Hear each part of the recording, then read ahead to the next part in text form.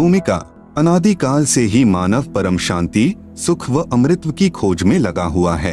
वह अपने सामर्थ्य के अनुसार प्रयत्न करता आ रहा है, लेकिन उसकी यह चाहत कभी पूर्ण नहीं हो पा रही है। ऐसा इसलिए है कि उसे इस चाहत को प्राप्त करने के मार्ग का पूर्ण ज्ञान नहीं है। सभी प्राणी चाहते हैं कि कोई कार्य न करना पड़े, खाने को स्वादिष्ट भोजन मिले, पहनने को सुंदर वस्त्र मिले, रहने को आलीशान भवन हो, घूमने के लिए सुंदर पार्क हो, मनोरंजन करने के लिए मधुर मधुर संगीत हो, नाचे गाए, खेले कूदें, मौज मस्ती मनाए और कभी बीमार न हो, कभी बूढ़े न हो और कभी मृत्यु न होवे आदि आदि। परंतु जिस संसार में हम रह रहे हैं, यहाँ न तो ऐसा कहीं पर नजर आता है और न ही ऐसा संभव है, क्योंकि यह लोक नाशवान है। इस लोक की हर वस्तु भी नाशवान है और इस लोक का राजा ब्रह्मकाल है, जो 1,00,000 मानव सूक्ष्म शरीर खाता है। उसने सब प्राणियों को कर्म, भ्रम व पाप पुण्य रूपी जाल में उलझाकर 3 लोक के पिंजरे में कैद किए हुए है। कबीर साहेब कहते हैं कि कबीर 3 लोक पिंजरा भया, पाप पुण्य 2 जाल, सभी जीव भोजन भये, एक खाने वाला काल, गरीब एक पापी एक पुनी आया, एक है सूम दलेल रे, बिना भजन कोई काम नहीं आवे, सब है जम की जेल रे। कर्म भ्रम कर्म बराबर सिद्धांत, जैसा करोगे वैसा प्राप्त करोगे यानी भरोगे। भ्रम बराबर संशय युक्त ज्ञान, जो वेदों तथा गीता में काल ब्रह्म ने प्रदान किया है। उदाहरणार्थ, फॉर एग्जाम्पल, गीता अध्याय 15 श्लोक 1 से 4 में तथा अध्याय 4 श्लोक 31, 32, 34, अध्याय 7 श्लोक 18 में गीता ज्ञान दाता ब्रह्म ने कहा है कि यह संसार रूपी वृक्ष है। इसकी जड़ें यानी रूट्स ऊपर हैं तथा तीनों गुण रूपी शाखाएं नीचे हैं। जो इस संसार रूपी वृक्ष के विषय में पूर्ण जानकारी बताए, वह पूर्ण संत अर्थात तत्वदर्शी संत है। जैसे तना कौन प्रभु है, डार कौन तथा तीनों शाखाएं कौन प्रभु है। यहाँ विचार काल में अर्थात जो गीता ज्ञान में तुझे बता रहा हूँ, मुझे इस संसार की रचना का ज्ञान नहीं है, क्योंकि मुझे इसके आदि यानी प्रारंभ का तथा अंत यानी अंतिम सिरे का ज्ञान नहीं है। इसलिए किसी तत्वदर्शी संत की खोज कर उस तत्वदर्शी संत के बताए भक्ति मार्ग यानी वे ऑफ वर्शिप अनुसार साधना करके उस परम पद व परमेश्वर की खोज करनी चाहिए, जहाँ जाने के पश्चात साधक पुनः लौटकर संसार में नहीं आता, अर्थात पूर्ण मोक्ष प्राप्त करता है। जिस पूर्ण परमात्मा से इस संसार रूपी वृक्ष का विस्तार हुआ है, अर्थात जिस परमेश्वर ने इस सृष्टि की रचना की है, उसी की पूजा करनी चाहिए। मैं यानी गीता ज्ञानदाता भी उसी परमेश्वर की शरण में हूँ। गीता अध्याय 3 श्लोक 31-32 में कहा है, गीता में जो ज्ञान दिया है यह मेरा मत यानी विचार है।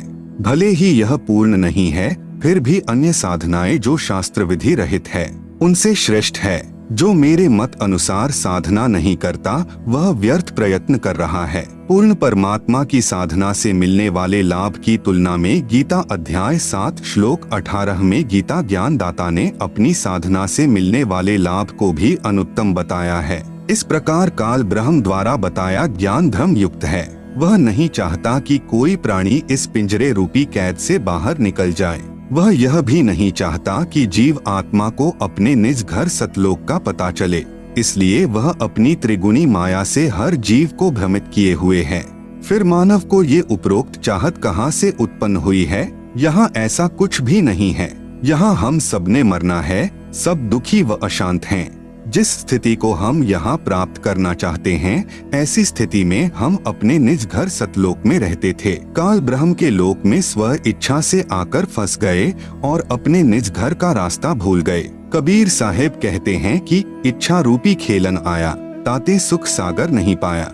इस काल ब्रह्म के लोक में शांति व सुख का नामो निशान भी नहीं है। त्रिगुणी माया से उत्पन्न काम, क्रोध, लोभ, मोह, अहंकार, राग, द्वेष, हर्ष, शोक, लाभ, हानि, मान, बड़ाई रूपी अवगुण हर जीव को परेशान किए हुए हैं। यहाँ एक जीव दूसरे जीव को मार कर खा जाता है, शोषण करता है, इज्जत लूट लेता है, धन लूट लेता है, शांति छीन लेता है। यहाँ पर चारों तरफ आग लगी है। यदि आप शांति से रहना चाहोगे तो दूसरे आपको नहीं रहने देंगे। आपके न चाहते हुए भी चोर चोरी कर ले जाता है, डाकू डाका डाल ले जाता है, दुर्घटना घट जाती है, किसान की फसल खराब हो जाती है, व्यापारी का व्यापार ठप हो जाता है, राजा का राज छीन लिया जाता है, स्वस्थ शरीर में बीमारी लग जाती है, अर्थात यहाँ पर कोई भी वस्तु सुरक्षित नहीं। राजाओं के राज, इज्जतदार की इज्जत, धनवान का धन, ताकतवर की ताकत और यहाँ तक कि हम सभी के शरीर भी अचानक छीन लिए जाते हैं।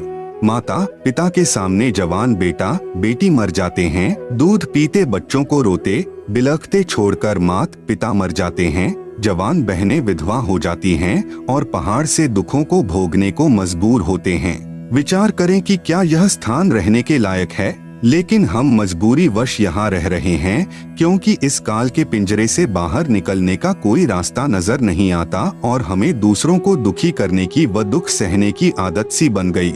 यदि आप जी को इस लोक में होने वाले दुखों से बचाव करना है तो यहाँ के प्रभु काल से परम शक्ति युक्त परमेश्वर यानी परम अक्षर ब्रह्म की शरण लेनी पड़ेगी, जिस परमेश्वर का खौफ काल प्रभु को भी है, जिसके डर से यह उपरोक्त कष्ट उस जीव को नहीं दे सकता जो पूर्ण परमात्मा अर्थात परम अक्षर ब्रह्म यानी सत्य पुरुष की शरण पूर्ण संत के बताए मार्ग से ग्रहण करता है। वह जब तक संसार में भक्ति करता रहेगा उसको उपरोक्त कष्ट आजीवन नहीं होते। जो व्यक्ति इस पुस्तक ज्ञान गंगा को पढ़ेगा उसको ज्ञान हो जाएगा कि हम अपने निज घर को भूल गए हैं।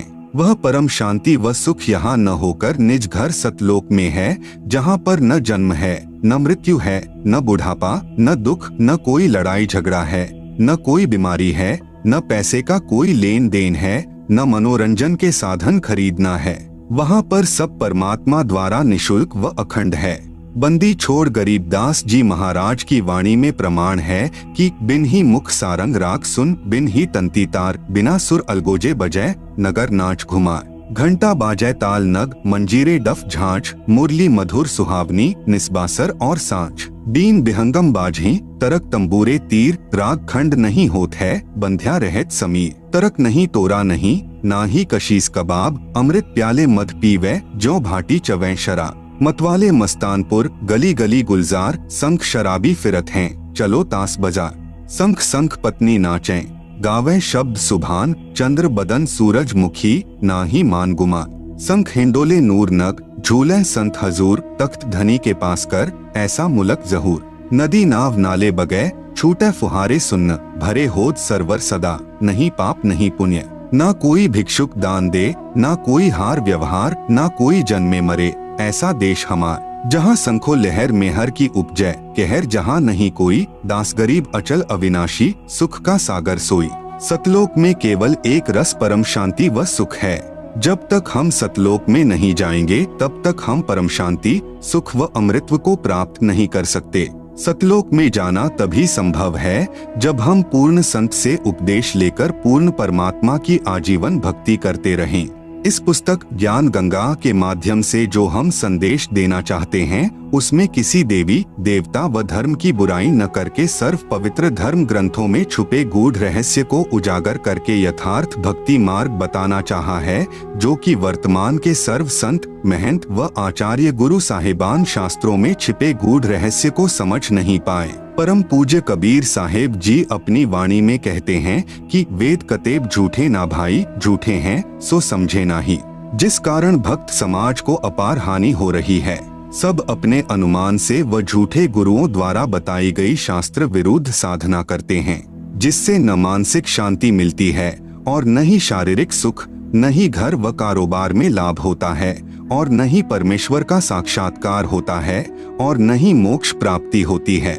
यह सब सुख कैसे मिले तथा यह जानने के लिए कि मैं कौन हूँ, कहाँ से आया हूँ, क्यों जन्म लेता हूँ, क्यों मरता हूँ और क्यों दुख भोगता हूँ, आखिर यह सब कौन करवा रहा है और परमेश्वर कौन है, कैसा है, कहाँ है तथा कैसे मिलेगा, और ब्रह्मा विष्णु और शिव के माता पिता कौन हैं और किस प्रकार से काल ब्रह्म की जेल से छुटकारा पाकर अपने निज घर यानी सतलोक में वापस जा सकते हैं।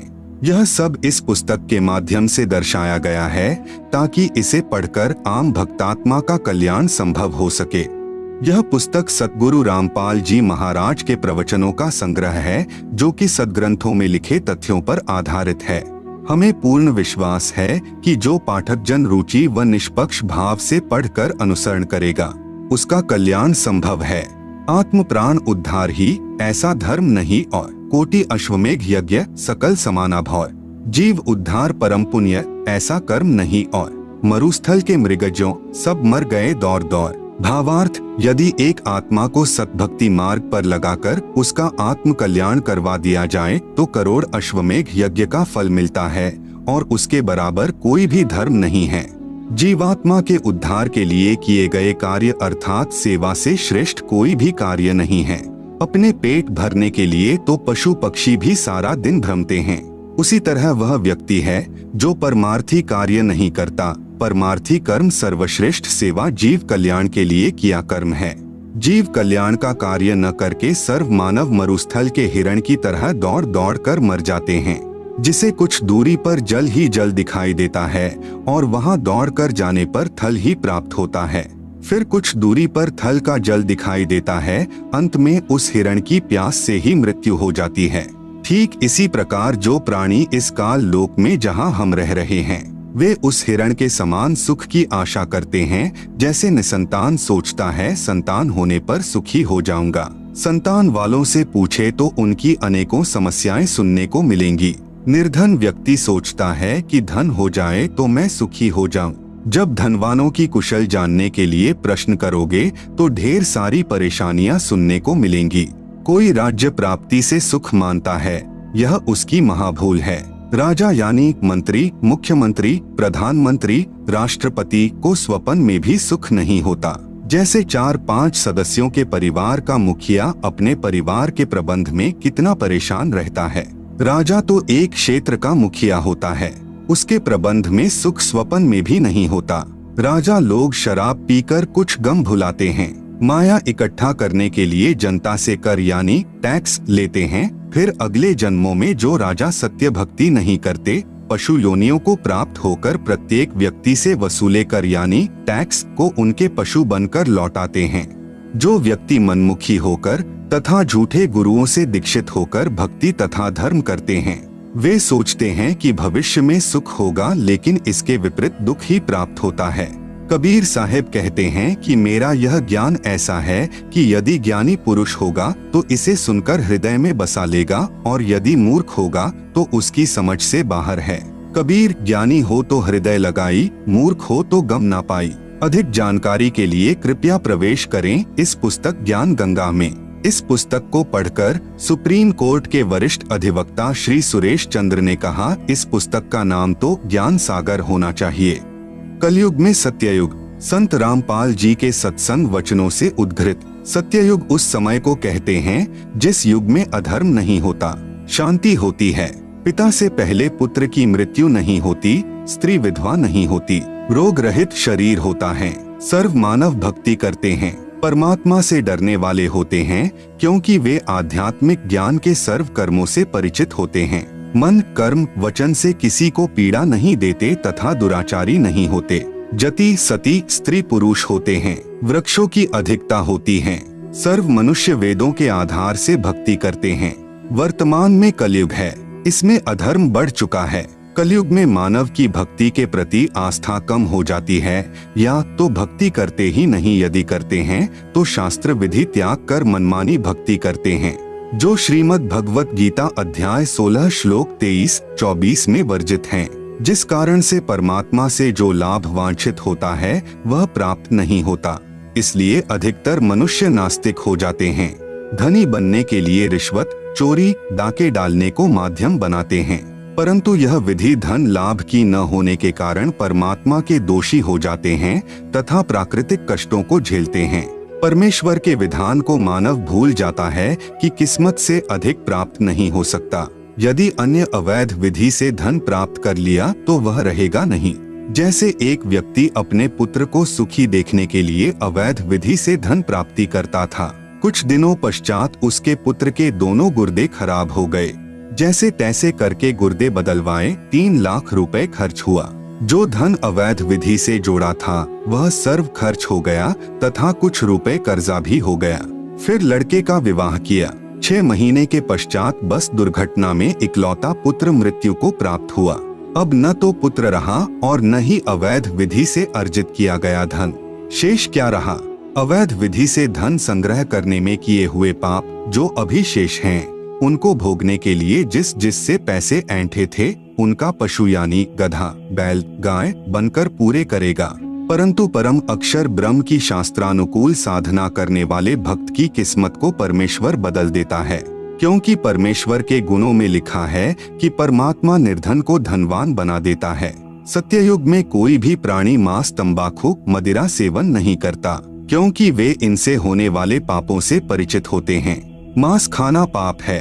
एक समय एक संत अपने शिष्य के साथ कहीं जा रहा था। वहाँ पर एक मछियारा तालाब से मछलियाँ पकड़ रहा था। मछलियाँ जल से बाहर तड़फ तड़फ कर प्राण त्याग रही थी।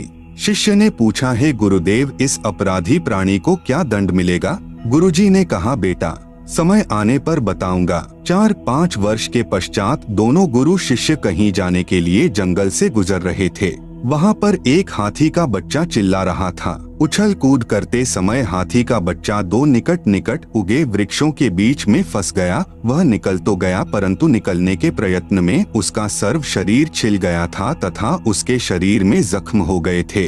उसके सारे शरीर में कीड़े चल रहे थे जो उसको नोच रहे थे। वह हाथी का बच्चा बुरी तरह चिल्ला रहा था। शिष्य ने गुरुजी से पूछा कि हे गुरुदेव, यह प्राणी कौन से पाप का दंड भोग रहा है? गुरुदेव ने कहा, पुत्र, यह वही मछियारा है जो उस शहर के बाहर जलाशय से मछलियां निकाल रहा था। मदिरा यानी शराब पीना कितना पाप है। शराब पीने वाले को 70 जन्म कुत्ते के भोगने पड़ते हैं। मल मूत्र खाता पीता फिरता है।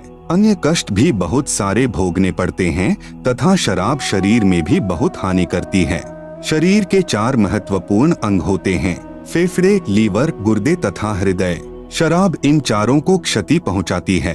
शराब पीकर मानव न रहकर पशु तुल्य गतिविधि करने लगता है। कीचड़ में गिर जाना, कपड़ों में मलमूत्र तथा वमन कर देना, धन हानि, मान हानि, घर में अशांति आदि मदिरा पान के कारण होते हैं। मदिरा सत्ययुग में प्रयोग नहीं होती। सत्ययुग में सर्व मानव परमात्मा के विधान से परिचित होते हैं, जिस कारण सुख का जीवन व्यतीत करते हैं। गरीब मदिरा पीवे कड़वा पानी, 70 जन्म स्वान के जानी। दुराचार करना कितना पाप है। परद्वारा स्त्री का खोले, 70 जन्म अंधा हो डोले। पूज्य कबीर परमेश्वर जी ने बताया है कि जो व्यक्ति किसी परस्त्री के साथ दुष्कर्म करता है तो वह 70 जन्म अंधे का जीवन भोगता है। बुद्धिमान व्यक्ति ऐसी आफत कभी मोल नहीं लेता। मूर्ख ही ऐसा कार्य करता है। जैसे आग में हाथ डालने का अर्थ मौत मोल लेना है। जैसे कोई व्यक्ति किसी अन्य के खेत में बीज डालता है तो वह महामूर्ख है। बुद्धिमान व्यक्ति ऐसा कभी नहीं कर सकता। वैश्यागमन को ऐसा जानो जैसे कुर्डियों पर गेहूं का बहुमूल्य बीज का थैला भर कर डालाए। यह क्रिया बुद्धिमान व्यक्ति नहीं कर सकता, या तो महामूर्ख या शराबी निर्लज अर्थात घंड व्यक्ति ही किया करता है। विचारणीय विषय है कि जो पदार्थ शरीर से नाश होते हुए आनंद का अनुभव कराता है, यदि वह शरीर में सुरक्षित रखा जाए तो कितना आनंद देगा। दीर्घायु, स्वस्थ शरीर, स्वस्थ मस्तिष्क, शूरवीरता तथा स्फूर्ति प्रदान करता है। जिस पदार्थ से अनमोल बच्चा प्राप्त होता है, उसका नाश करना बच्चे की हत्या करने तुल्य है। इसलिए दुराचार तथा अनावश्यक भोग विलास वर्जित है। तंबाकू सेवन कितना पाप है। परमेश्वर कबीर जी ने बताया है, सुरापान मध मांसाहारी, गमन करे भोगे पर नारी, 70 जन्म कटत हैं, शीशम साक्षी साहिब है जगदीशम। पर द्वारा स्त्री का खोले, 70 जन्म अंधा हो डोले। 100 नारी जारी करे, सुरापान 100 बार, एक चिलम हुक्का भरे, डूबे काली धार।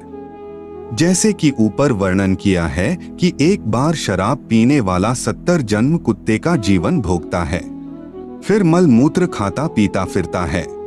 परस्त्री गमन करने वाला 70 जन्म अंधे के भोगता है। मांस खाने वाला भी महाकष्ट का भागी होता है। उपरोक्त सर्व पाप 100 बार करने वाले को जो पाप होता है, वह एक बार हुक्का पीने वाले अर्थात तंबाकू सेवन करने वाले को सहयोग देने वाले को होता है। तंबाकू सेवन करने वाले हुक्का, सिगरेट, बीड़ी या अन्य विधि से सेवन करने वाले तंबाकू खाने वालों को क्या पाप लगेगा? घोर पाप का भागी होगा। एक व्यक्ति जो तंबाकू सेवन करता है जब वह हुक्का या बीड़ी सिगरेट पीकर धुआं छोड़ता है तो वह धुआं उसके छोटे छोटे बच्चों के शरीर में प्रवेश करके हानि करता है। वे बच्चे फिर शीघ्र बुराई को ग्रहण करते हैं तथा उनका स्वास्थ्य भी बिगड़ जाता है। अवतार की परिभाषा। अवतार का अर्थ है ऊंचे स्थान से नीचे स्थान पर उतरना। विशेषकर यह शुभ शब्द उन उत्तम आत्माओं के लिए प्रयोग किया जाता है जो धरती पर कुछ अद्भुत कार्य करते हैं, जिनको परमात्मा की ओर से भेजा हुआ मानते हैं या स्वयं परमात्मा ही का पृथ्वी पर आगमन मानते हैं। श्रीमद् भगवत गीता अध्याय 15 श्लोक 1 से 4 तथा 16-17 में 3 पुरुषों यानी प्रभुओं का ज्ञान है।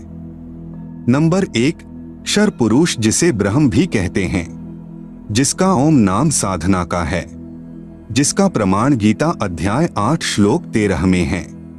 नंबर 2, अक्षर पुरुष जिसको परब्रह्म भी कहते हैं, जिसकी साधना का मंत्र तत् जो सांकेतिक है, प्रमाण गीता अध्याय 17 श्लोक 23 में है। नंबर 3, उत्तम पुरुष तू अन्य मतलब श्रेष्ठ पुरुष परमात्मा तो उपरोक्त दोनों पुरुषों यानी क्षर पुरुष तथा अक्षर पुरुष से अन्य है। वह परम अक्षर पुरुष है जिसे गीता अध्याय 8 श्लोक 1 के उत्तर में अध्याय 8 के श्लोक 3 में कहा है कि वह परम अक्षर ब्रह्म है। इसका जाप सत है जो सांकेतिक है। इसी परमेश्वर की प्राप्ति से साधक को परम शांति तथा सनातन परमधाम प्राप्त होगा। प्रमाण गीता अध्याय 18 श्लोक 62 में यह परमेश्वर यानी परम अक्षर ब्रह्म गीता ज्ञान दाता से भिन्न है। अधिक ज्ञान प्राप्ति के लिए कृपया पुस्तक धरती पर अवतार सतलोक आश्रम बरवाला से प्राप्त करें। अवतार 2 प्रकार के होते हैं, जैसे ऊपर कहा गया है। अब आप जी को पता चला कि मुख्य रूप से 3 पुरुष यानी प्रभु है, जिनका उल्लेख ऊपर कर दिया गया है। हमारे लिए मुख्य रूप से 2 प्रभुओं की भूमिका रहती है। नंबर 1, क्षर पुरुष यानी ब्रह्म जो गीता अध्याय 11 श्लोक 32 में अपने आप को काल कहता है। नंबर 2, परम अक्षर पुरुष यानी परम अक्षर ब्रह्म जिसके विषय में गीता अध्याय 8 श्लोक 3 तथा 8, 9, 10 में तथा गीता अध्याय 18 श्लोक 62 अध्याय 15 श्लोक 1 से 4 तथा 17 में कहा है। ब्रह्म यानी काल के अवतारों की जानकारी। गीता अध्याय 4 का श्लोक 7, यदा यदा हि धर्मस्य ग्लानिर्भवति भारत अभ्युत्थानमधर्मस्य तदात्मानं सृजाम्यहम्। यदा यदा हि धर्मस्य ग्लानिः भवति भारत अभ्युत्थानम् अधर्मस्य तदा आत्मानं सृजामि अहम्। अनुवाद भारत यानी हे भारत, यदा यदा यानी जब जब, धर्मस्य यानी धर्म की, ग्लानियः यानी हानि और अधर्मस्य यानी अधर्म की, अभ्युत्थानम यानी वृद्धि, भवति यानी होती है, तदा यानी तब, तब ही यानी ही, अहम यानी मैं, आत्मानम यानी अपना अंश, अवतार, सृजामि यानी रचता हूँ अर्थात उत्पन्न करता हूँ। जैसे श्रीमद् भगवत गीता अध्याय 4 श्लोक 7 में गीता ज्ञान दाता ने कहा है कि जब जब धर्म में घृणा उत्पन्न होती है, धर्म की हानि होती है तथा अधर्म की वृद्धि होती है, तो मैं काल यानी ब्रह्म यानी क्षर पुरुष अपने अंश अवतार सृजन करता हूँ अर्थात उत्पन्न करता हूँ। जैसे श्री रामचंद्र जी तथा श्री कृष्ण चंद्र जी को काल ब्रह्म ने ही पृथ्वी पर उत्पन्न किया था, जो स्वयं श्री विष्णु जी ही माने जाते हैं। इनके अतिरिक्त 8 अवतार और कहे गए हैं, जो श्री विष्णु जी स्वयं नहीं आते अपितु अपने लोक से अपने कृपा पात्र पवित्र आत्मा को भेजते हैं। वे भी अवतार कहलाते हैं। कहीं कहीं पर 25 अवतारों का भी उल्लेख पुराणों में आता है। काल ब्रह्म यानी क्षर पुरुष के भेजे हुए अवतार पृथ्वी पर बढ़े अधर्म का नाश कत्लेआम अर्थात संहार करके करते हैं। उदाहरण के रूप में श्री रामचंद्र जी तथा श्री कृष्णचंद्र जी, श्री परशुराम जी तथा श्री निहकलंक जी, जो अभी आना शेष है, जो कलयुग के अंत में आएगा। ये सर्व अवतार घोर संहार करके ही अधर्म का नाश करते हैं, अधर्मियों को मारकर शांति स्थापित करने की चेष्टा करते हैं। परंतु शांति की अपेक्षा अशांति ही बढ़ती है। जैसे श्री रामचंद्र जी ने रावण को मारने के लिए युद्ध किया, युद्ध में करोड़ों पुरुष मारे गए, जिनमें धर्मी तथा अधर्मी दोनों ही मारे गए। फिर उनकी पत्नियां तथा छोटे बड़े बच्चे शेष रहे, उनका जीवन नरक बन गया। विधवाओं को अन्य व्यक्तियों ने अपनी हवस का शिकार बनाया। निर्वाह की समस्या उत्पन्न हुई, आदि अनेकों अशांति के कारण खड़े हो गए। यही विधि श्री कृष्ण जी ने अपनाई थी, यही विधि श्री परशुराम जी ने अपनाई थी। इसी विधि से 10वां अवतार काल ब्रह्म यानी शर पुरुष द्वारा उत्पन्न किया जाएगा। उसका नाम निकलंक होगा। वह कलयुग के अंतिम समय में उत्पन्न होगा, जो राजा हरिश्चंद्र वाली आत्मा होगी। संभल नगर में श्री विष्णु दत्त शर्मा के घर में जन्म लेगा। उस समय सर्व मानव अत्याचारी अन्यायी हो जाएंगे, उन सर्व को मारेगा। उस समय जिन जिन मनुष्य में परमात्मा का डर होगा, कुछ सदाचारी होंगे, उनको छोड़ जाएगा, अन्य सर्व को मार डालेगा। यह विधि है ब्रह्म यानी कालक्षर पुरुष के अवतारों की अधर्म का नाश करने तथा शांति स्थापना करने की। परम अक्षर ब्रह्म अर्थात सत्य पुरुष के अवतारों की जानकारी। नंबर 1, परम अक्षर ब्रह्म स्वयं पृथ्वी पर प्रकट होता है। वह सहशरीर आता है, सहशरीर लौट जाता है। यह लीला वह परमेश्वर 2 प्रकार से करता है। नंबर 1, प्रत्येक युग में शिशु रूप में किसी सरोवर में कमल के फूल पर वन में प्रकट होता है। वहां से निसंतान दंपति उसे उठा ले जाते हैं। फिर लीला करता हुआ बड़ा होता है तथा आध्यात्मिक ज्ञान प्रचार करके अधर्म का नाश करता है। सरोवर के जल में कमल के फूल पर अवतरित होने के कारण परमेश्वर नारायण कहलाता है। नार यानी जल, आयन यानी आने वाला, अर्थात जल पर निवास करने वाला नारायण कहलाता है। नंबर 2, जब चाहे साधु संत जिंदा के रूप में अपने सत्यलोक से पृथ्वी पर आ जाते हैं तथा अच्छी आत्माओं को ज्ञान देते हैं। फिर वे पुण्यात्माएं भी ज्ञान प्रचार करके अधर्म का नाश करते हैं। वे भी परमेश्वर के भेजे हुए अवतार होते हैं। कलयुग में ज्येष्ठ शुदी पूर्णमासी संवत 1455 सन 1398 को कबीर परमेश्वर सत्यलोक से चलकर आए तथा काशी शहर के लहरतारा नामक सरोवर में कमल के फूल पर शिशु रूप में विराजमान हुए। वहां से नीरू तथा नीमा जो जुलाहा यानी धानक दंपति थे, उन्हें उठा लाए। शिशु रूपधारी परमेश्वर कबीरदेव यानी कबीर परमेश्वर ने 25 दिन तक कुछ भी आहार नहीं किया। नीरू तथा नीमा उसी जन्म में ब्राह्मण थे, श्री शिव जी के पुजारी थे। मुसलमानों द्वारा बलपूर्वक मुसलमान बनाए जाने के कारण जुलाहे का कार्य करके निर्वाह करते थे। बच्चे की नाजुक हालत देखकर नीमा ने अपने इष्ट शिव जी को याद किया। शिव जी साधु वेश में वहां आए तथा बालक रूप में विराजमान कबीर परमेश्वर को देखा। बालक रूप में कबीर साहेब जी ने कहा, है शिव जी इन्हें कहो एक कुंवारी गाय लाएं, वह आपके आशीर्वाद से दूध देगी। ऐसा ही किया गया। कबीर परमेश्वर के आदेशानुसार भगवान शिव जी ने कुंवारी गाय की कमर पर थपकी लगाई। उसी समय बछिया के थनों से दूध की धार बहने लगी। एक कोरा मिट्टी का छोटा घड़ा नीचे रखा। पात्र भर जाने पर दूध बंद हो गया। फिर प्रतिदिन पात्र थनों के नीचे करते ही बछिया के थनों से दूध निकलता। उसको परमेश्वर कबीर जी पिया करते थे। जुलाहे के घर परवरिश होने के कारण बड़े होकर परमेश्वर कबीर जी भी जुलाहे का कार्य करने लगे तथा अपनी अच्छी आत्माओं को मिले, उनको तत्व ज्ञान समझाया तथा स्वयं भी तत्व ज्ञान प्रचार करके अधर्म का नाश किया तथा जिन जिन को परमेश्वर जिंदा महात्मा के रूप में मिले उनको सच्चखंड यानी सत्यलोक में ले गए तथा फिर वापस छोड़ा। उनको आध्यात्मिक ज्ञान दिया तथा अपने से परिचित कराया। वे उस परमेश्वर यानी सत्य पुरुष के अवतार थे। उन्होंने भी परमेश्वर से प्राप्त ज्ञान के आधार से अधर्म का नाश किया। वे अवतार कौन कौन हुए हैं? नंबर 1 आदरणीय धर्मदास जी, नंबर 2 आदरणीय मलुकदास जी, नंबर 3 आदरणीय नानक देव साहेब जी, सिख धर्म के प्रवर्तक, नंबर 4 आदरणीय दादू साहेब जी, नंबर 5 आदरणीय गरीबदास साहेब जी गांव छुड़ानी जिला झज्जर हरियाणा वाले तथा नंबर 6 आदरणीय घीसा दास साहेब जी गांव खेखड़ा जिला मेरठ उत्तर प्रदेश वाले ये उपरोक्त सर्व अवतार परम अक्षर ब्रह्म यानी सत्य पुरुष के थे। अपना कार्य करके चले गए, अधर्म का नाश किया, जिस कारण से जनता में बहुत समय तक बुराई नहीं समाई। वर्तमान में संतों की कमी नहीं परंतु शांति का नाम नहीं। कारण यह है कि इन संतों की साधना शास्त्रों के विरुद्ध है, जिस कारण से समाज में अधर्म बढ़ता जा रहा है। इन पंथों और संतों को सैकड़ों वर्ष हो गए ज्ञान प्रचार करते हुए परंतु अधर्म बढ़ता ही जा रहा है।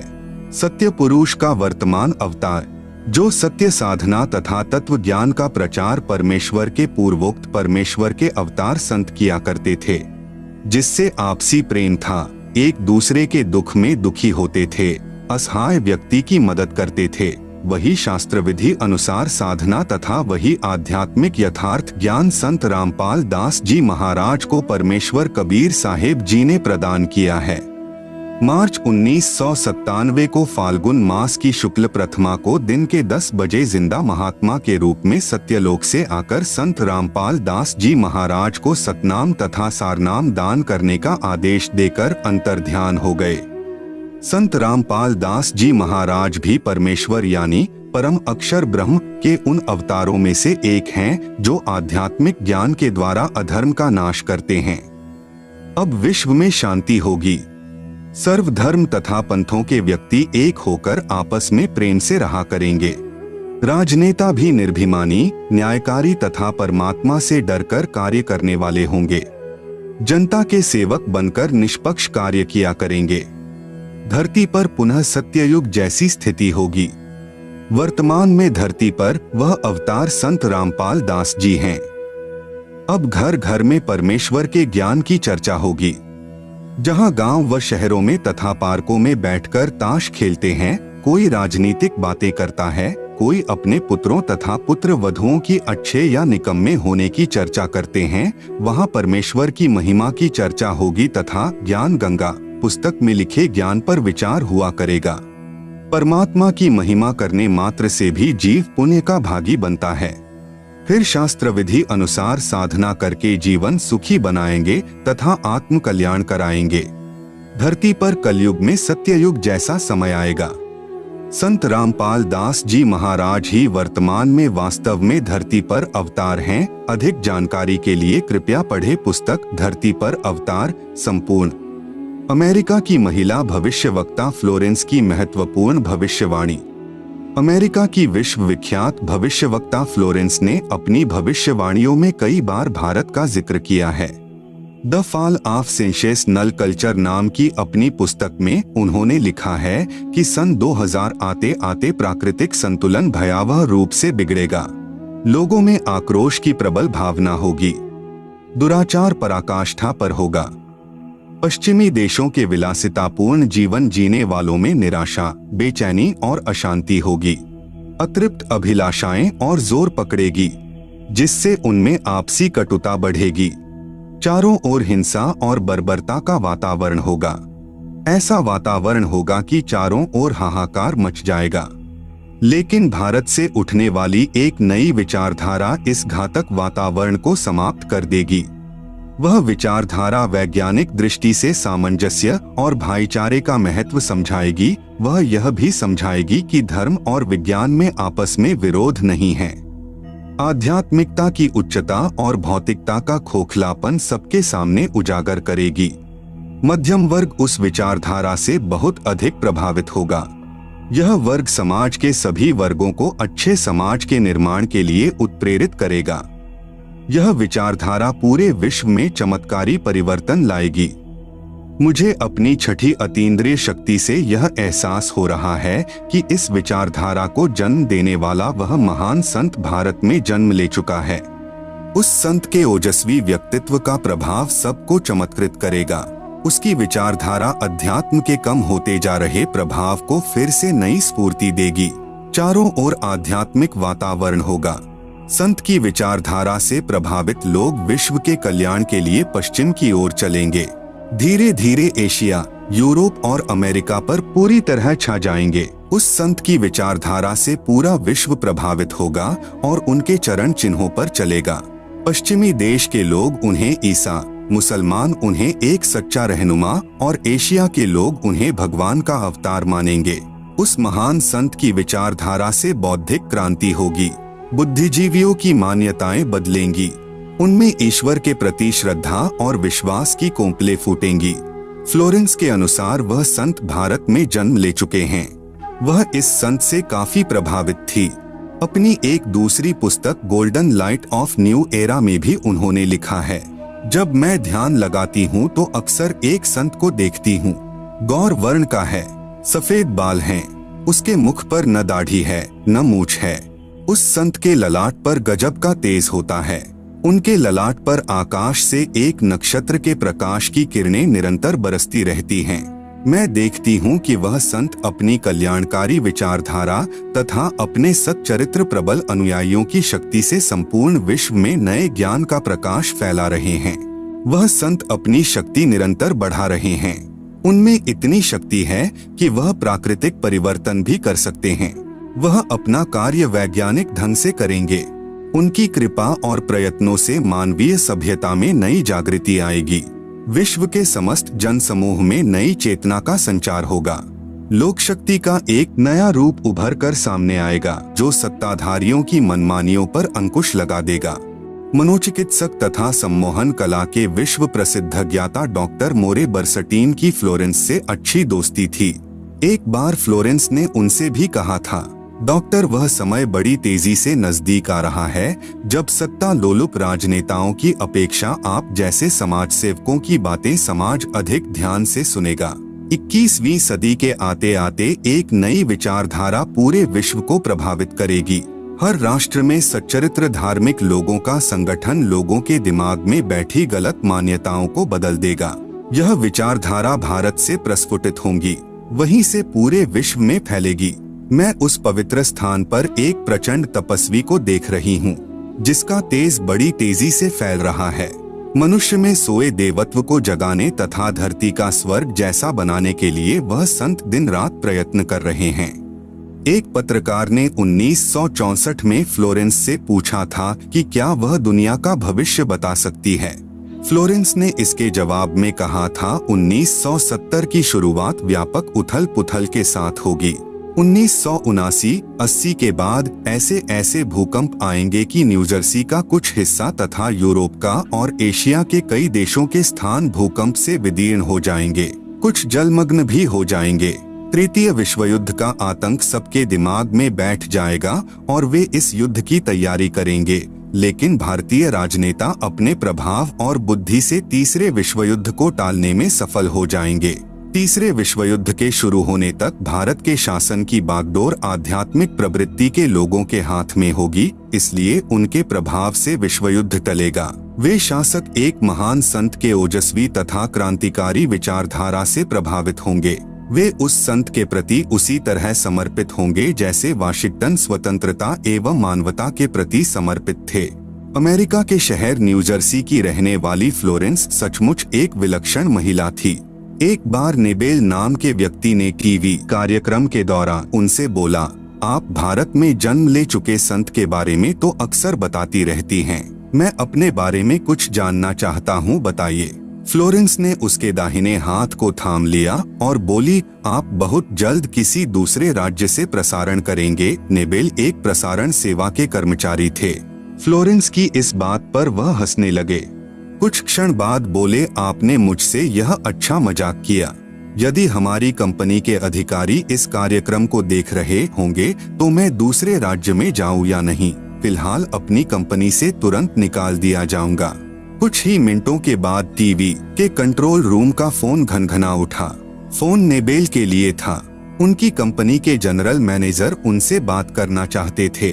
नेबेल ने जब फोन उठाया तो उन्होंने कहा, हमने न्यूयॉर्क से प्रसारण करने का काम शुरू करने का निर्णय लिया है, वहां तुम्हें ही भेजा जाएगा।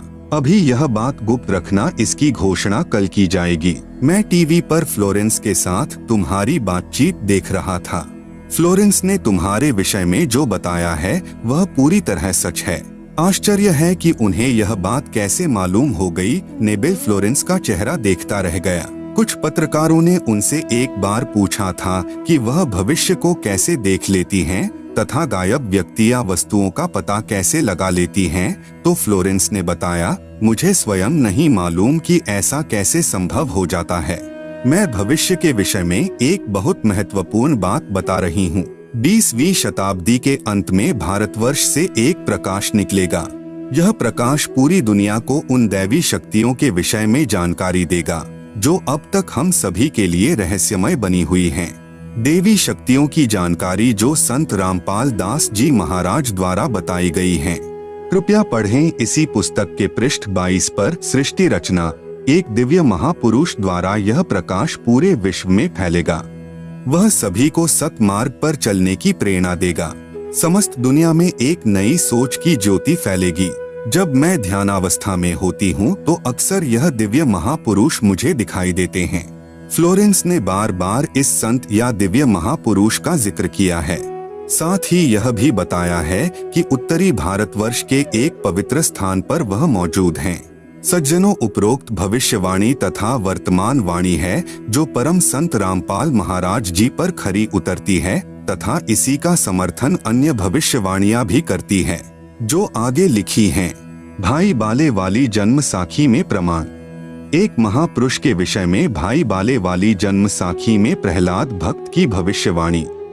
भाई बाले वाली जन्म साखी में लिखा गया विवरण स्पष्ट करता है कि संत रामपाल दास जी महाराज ही वह अवतार है जिन्हें परमेश्वर कबीर जी तथा संत नानक जी के पश्चात पंजाब की धरती पर अवतरित होना था। संत रामपाल दास जी महाराज 8 सितंबर सन 1951 को गांव धनाना, जिला सोनीपत, हरियाणा प्रांत, उस समय पंजाब प्रांत, भारत की पवित्र धरती पर श्री नंदराम जाट के घर जाट वर्ण में श्रीमती इंदिरा देवी की कोख से जन्मे। इस विषय में जन्म साखी भाई बाले वाली हिंदी वाली में जिसके प्रकाशक हैं भाई जवाहर सिंह कृपाल सिंह एंड कंपनी पुस्तकावाले, बाजार माई सेवा, अमृतसर, पंजाब तथा पंजाबी वाली के प्रकाशक है भाई जवाहर सिंह कृपाल सिंह पुस्तकावाले, गली 8 बाग रामानंद, अमृतसर, पंजाब। इसमें लिखा अमर लेख इस प्रकार है। एक समय भाई बाला तथा मर्दाना को साथ लेकर सतगुरु नानक देव जी भक्त प्रहलाद जी के लोक में गए जो पृथ्वी से कई लाख कोस दूर अंतरिक्ष में है। प्रहलाद ने कहा कि हे नानक जी, आपको परमात्मा ने दिव्य दृष्टि दी तथा कलयुग में बड़ा भक्त बनाया है। आपका कलयुग में बहुत प्रताप होगा। यहाँ पर प्रहलाद के लोक में पहले कबीर जी आए थे या आज आप आए हो, एक और आएगा जो आप दोनों जैसा ही महापुरुष होगा। इन तीनों के अतिरिक्त यहाँ मेरे लोक में कोई नहीं आ सकता।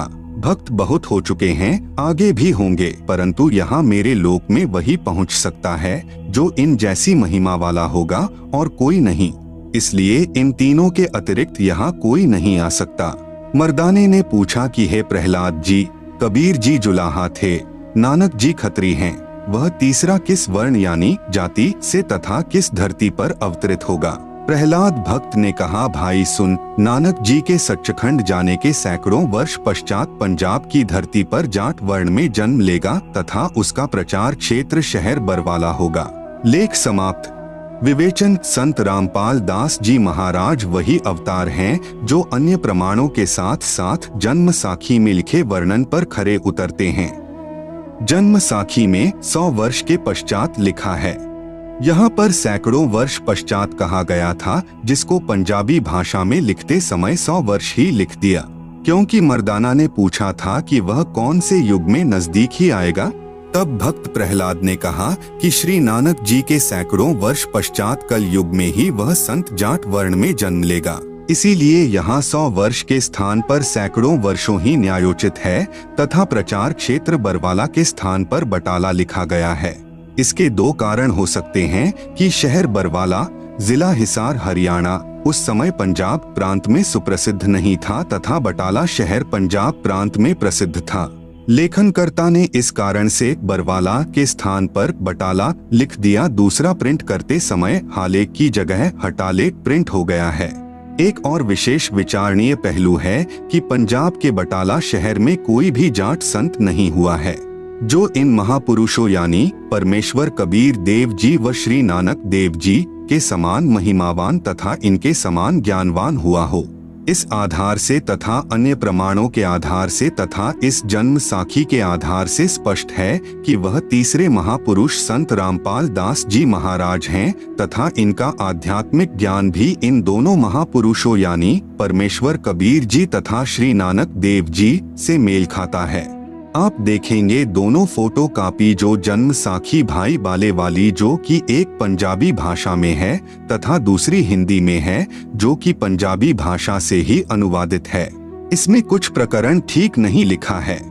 जैसे पंजाबी भाषा में लिखा है कि जो इस जिहा कोई होवेगा ता एथे पहुँचेगा होरदा एथे पहुँचन दा कम नहीं, परंतु हिंदी वाली जन्म साखी में यह विवरण नहीं है जो बहुत महत्वपूर्ण है। इससे सिद्ध है कि लिखते समय कुछ प्रकरण बदल जाता है। फिर भी ढेर सारे प्रमाण जो इस पुस्तक में अन्य महापुरुषों के द्वारा संत रामपाल दास जी के विषय में कहे हैं वे भी इसी को प्रमाणित करते हैं। विशेष यदि कोई यह कहे कि जन्म साखी में लिखी व्याख्या संत गरीबदास जी गांव छुड़ानी वाले के लिए हैं, क्योंकि वे भी जाट जाति से थे तथा छुड़ानी गांव भी पहले पंजाब प्रांत के अंतर्गत आता था, यह भी उचित नहीं लगती, क्योंकि संत गरीबदास जी ने अपनी अमृतवाणी असुर निकंदन रमैणी में कहा है कि सतगुरु दिल्ली मंडल आयसी सूती धरनी सूम जगायसी। भावार्थ है कि संत गरीबदास जी के सतगुरु पूज्य कबीर साहेब जी थे। पुराना रोहतक जिला यानी सोनीपत, रोहतक तथा झज्जर को मिलाकर एक जिला रोहतक था, दिल्ली मंडल में लगता था। यह किसी राजा के अधीन नहीं था, अंग्रेजों के शासन काल में दिल्ली के अधीन था। संत गरीबदास जी ने स्पष्ट किया है कि सतगुरु यानी परमेश्वर कबीर जी दिल्ली मंडल में आएंगे, भक्तिहीन प्राणियों को जगाएंगे, सत्य भक्ति कराएंगे। ध्यान रहे कबीर सागर में काल के दूतों ने मिलावट करके सत्य को न जानकर अपनी अटकलबाजी से असत्य प्रमाण दिए हैं। उसका नाश करने के लिए परमेश्वर कबीर जी ने अपने अंश अवतार संत गरीबदास जी द्वारा यथार्थ ज्ञान प्रचार करवाया है, जो संत गरीबदास जी की अमृतवाणी रूप में है। इसी बात की पुष्टि कबीर सागर के संपादक कबीर पंथी श्री युगलानंद बिहारी जी की उस टिप्पणी से होती है जो उन्होंने अनुराग सागर तथा ज्ञान सागर की भूमिका में की है। कहा है कि कबीर पंथियों ने ही कबीर पंथ के ग्रंथों का नाश कर रखा है, अपने अपने मते अनुसार फेर बदल करके अपने मत को जोड़ा है। मेरे पास अनुराग सागर तथा ज्ञान सागर की कई प्रतियां रखी हैं, जिनमें से एक दूसरे से मेल नहीं खा रही हैं। संत रामपाल दास जी महाराज का जन्म श्री नंदराम जाट के घर 8 सितंबर 1951 को गांव धनाना जिला सोनीपत यानी उस समय जिला रोहतक में हुआ था, जो वर्तमान हरियाणा तथा पंजाब प्रांत मिलकर उस समय एक ही पंजाब प्रांत था। परमेश्वर कबीर जी ने भी कहा था कि जिस समय कलयुग 5500 वर्ष बीत चुका होगा, मैं गरीबदास वाले 12वें पंथ में आगे स्वयं आऊंगा। संत गरीबदास जी द्वारा मेरी यानी कबीर परमेश्वर की महिमा की वाणी प्रकट होगी तथा गरीबदास वाले 12वें पंथ तक के साधक मुझे आधार बनाकर वाणी को समझने की कोशिश करेंगे, परंतु वाणी को न समझकर सतनाम तथा सारनाम से वंचित रहने के कारण असंख्य जन्म तक सत्यलोक प्राप्ति नहीं कर सकते। उसी 12वें पंथ यानी गरीबदास जी वाले पंथ में मैं यानी परमेश्वर कबीर जी ही स्वयं चलकर आऊंगा। तब संत गरीबदास जी द्वारा प्रकट की गई वाणी को मैं यानी कबीर परमेश्वर प्रकट होकर समझाऊंगा। इससे सिद्ध हुआ कि जन्म साखी में जिस जाट संत के विषय में कहा है, निर्विवाद रूप से वह संत रामपाल दास जी महाराज जी ही हैं। फिर भी हम संत गरीबदास जी का विशेष आदर करते हैं, क्योंकि उन्होंने परमेश्वर कबीर जी का अमर संदेश सुनाया है।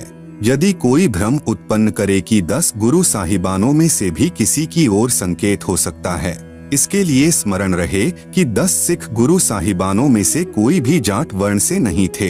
दूसरे सिख गुरु श्री अंगद देव जी खत्री थे, तीसरे गुरु जी श्री अमरदास जी भी खत्री थे, चौथे गुरु जी श्री रामदास जी खत्री थे तथा 5वें गुरु जी श्री अर्जुन देव जी से लेकर 10वें तथा अंतिम श्री गुरु गोविंद सिंह जी तक श्री गुरु रामदास जी की संतान अर्थात खत्री थे। फिर भी हम सभी सिख गुरु साहिबानों का विशेष आदर करते हैं। संत रामपाल दास जी महाराज कहते हैं, जीव हमारी जाति है, मानव धर्म हमारा। हिंदू मुस्लिम सिख ईसाई धर्म नहीं कोई न्यारा। परमेश्वर कबीर जी ने कहा है, जाति ना पूछो संत की, पूछ लीजिए ज्ञान। मोल करो तलवार का, पड़ी रहें दो म्यान। कृपया प्रमाण के लिए देखें फोटो कॉपी जन्म साखी पंजाबी गुरुमुखी पंजाबी भाषा वाली तथा हिंदी वाली दोनों में आप जी सहज में समझ सकते हो कि वास्तविकता क्या है। जन्म साखियों के प्रकाशक हैं भाई जवाहर सिंह कृपाल सिंह, अमृतसर पंजाब। कृपया देखें फोटो कॉपी जन्म साखी भाई बाले वाली पंजाबी भाषा वाली के पृष्ठ 272 की। कृपया देखें फोटो कॉपी जन्म साखी भाई बाले वाली के पृष्ठ 273 की। कृपया देखें फोटो कॉपी जन्म साखी भाई बाले वाली हिंदी वाली के पृष्ठ 305 की। प्रश्न 1, संस्कृत के विद्वान शास्त्री ने कहा कि आपके गुरु संत रामपाल दास जी महाराज संस्कृत नहीं पढ़े हैं। आप कहते हो कि उन्होंने श्रीमद्भगवत गीता का यथार्थ अनुवाद करके भक्तों को बताते हैं। यह कभी नहीं हो सकता। उत्तर, संत रामपाल दास जी महाराज के भक्त ने उत्तर दिया, शास्त्री जी उसी को परमेश्वर का अवतार कहते हैं, जो भाषा का ज्ञान न होते हुए यथार्थ अनुवाद कर दें। क्योंकि परमेश्वर सर्वज्ञ है, उन्हीं गुणों से युक्त उसका भेजा हुआ अवतार होता है। वह अवतार संत रामपाल दास जी महाराज जी हैं। आप तो केवल वेदों और गीता के अनुवाद से अचंभित हैं। संत रामपाल दास जी महाराज ने तो बाइबल तथा कुरान को यथार्थ रूप में बताया है, जिसे ईसाई धर्म के वर्तमान के फादर व पादरी तथा मुसलमान धर्म के मुल्ला व काजी भी नहीं समझ सके। आप सुन रहे हैं जगत गुरु तत्वदर्शी संत रामपाल जी महाराज द्वारा लिखित पुस्तक ज्ञान गंगा का पेज नंबर 1, भक्ति मर्यादा। जीव हमारी जाति है, मानव धर्म हमारा। हिंदू मुस्लिम सिख ईसाई धर्म नहीं कोई न्यारा। प्रिय भक्तजनों, आज से लगभग 5000 वर्ष पहले कोई भी धर्म या अन्य संप्रदाय नहीं था। न हिंदू, न मुस्लिम, न सिख और न ईसाई थे। केवल मानव धर्म था। सभी का एक ही मानव धर्म था और है। लेकिन जैसे जैसे कलयुग का प्रभाव बढ़ता गया, वैसे वैसे हमारे में मतभेद होता गया। कारण सिर्फ यही रहा कि धार्मिक कुल गुरुओं द्वारा शास्त्रों में लिखी हुई सच्चाई को दबा दिया गया। कारण चाहे स्वार्थ हो या ऊपरी दिखावा, जिसके परिणाम स्वरूप आज एक मानव धर्म के 4 धर्म और अन्य अनेक संप्रदाय बन चुकी हैं, जिसके कारण आपस में मतभेद होना स्वाभाविक ही है। सभी का प्रभु भगवान राम, अल्लाह, रब, गॉड, खुदा, परमेश्वर एक ही है। ये भाषा भिन्न पर्यायवाची शब्द हैं। सभी मानते हैं कि सबका मालिक एक है, लेकिन फिर भी ये अलग अलग धर्म संप्रदाय क्यों? यह बात बिल्कुल ठीक है कि सबका मालिक रब, खुदा, अल्लाह, गॉड, राम, परमेश्वर एक ही है, जिसका वास्तविक नाम कबीर है और वह अपने सतलोक, सतधाम, सच्चखंड में मानव सदृश स्वरूप में आकार में रहता है। लेकिन अब हिंदू तो कहते हैं कि हमारा राम बड़ा है, मुस्लिम कहते हैं कि हमारा अल्लाह बड़ा है, ईसाई कहते हैं कि हमारा ईसा मसीह बड़ा और सिख कहते हैं कि हमारे गुरु नानक साहेब जी बड़े हैं। ऐसे कहते हैं जैसे 4 नादान बच्चे कहते हैं कि यह मेरा पापा, दूसरा कहेगा यह मेरा पापा है, तेरा नहीं है, तीसरा कहेगा यह तो मेरा पिताजी है जो सबसे बड़ा है, और फिर चौथा कहेगा कि अरे नहीं नादानो, यह मेरा डैडी है, तुम्हारा नहीं है, जबकि उन चारों का पिता वही एक ही है। इन्हीं नादान बच्चों की तरह आज हमारा मानव समाज लड़ रहा है। कोई कहे हमारा राम बड़ा है, कोई कहे खुदाई रे, कोई कहे हमारा ईसा मसीह बड़ा। ये बांटा रहे लगाई रे, जबकि हमारे सभी धार्मिक ग्रंथों व शास्त्रों में उस एक प्रभु, मालिक, रब, खुदा, अल्लाह, राम, साहेब, गॉड, परमेश्वर की प्रत्यक्ष नाम लिखकर महिमा गाई है कि वह एक मालिक प्रभु कबीर साहेब है, जो सतलोक में मानव सदृश स्वरूप में आकार में रहता है। वेद, गीता, कुरान, बाइबल और गुरु ग्रंथ साहेब ये सब लगभग मिलते जुलते ही हैं। यजुर्वेद के अध्याय 5 के श्लोक नंबर 32 में, सामवेद के मंत्र नंबर 1400-822 में, अथर्ववेद के कांड नंबर 4 के अनुवाक 1 के श्लोक नंबर 7, ऋग्वेद के मंडल 1 अध्याय 1 के सुक्त 11 के श्लोक नंबर 4 में कबीर नाम लिखकर बताया है कि पूर्ण ब्रह्म कबीर है जो सतलोक में आकार में रहता है। आप सुन रहे हैं जगत गुरु तत्वदर्शी संत रामपाल जी महाराज द्वारा लिखित पुस्तक ज्ञान गंगा का पेज नंबर 2। गीता जी चारों वेदों का संक्षिप्त सार है। गीता जी भी उसी सतपुरुष पूर्ण ब्रह्म कबीर की तरफ इशारा करती है। गीता जी के अध्याय 15 के श्लोक नंबर 16, 17, अध्याय 18 के श्लोक नंबर 46, 61, 62, अध्याय 8 के श्लोक नंबर 3, 8 से 10 तथा 22 में, अध्याय 15 के श्लोक नंबर 1, 2, 3, 4 में उसी पूर्ण परमात्मा की भक्ति करने का इशारा किया है।